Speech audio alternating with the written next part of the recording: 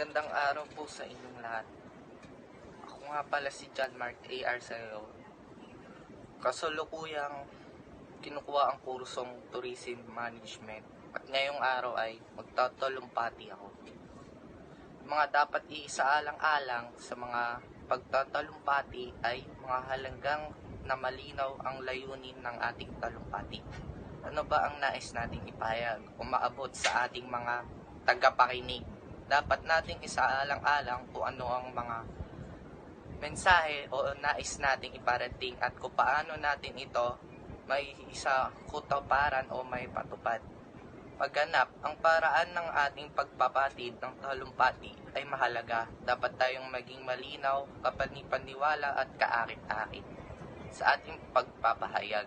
Maaring gamitin ang mga halimbawa, kwento o datos upang lalong maipaliwanag ang ating punto.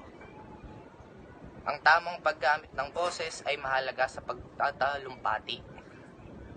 Dapat tayo magsalita ng malinaw at may tamang tono ng boses.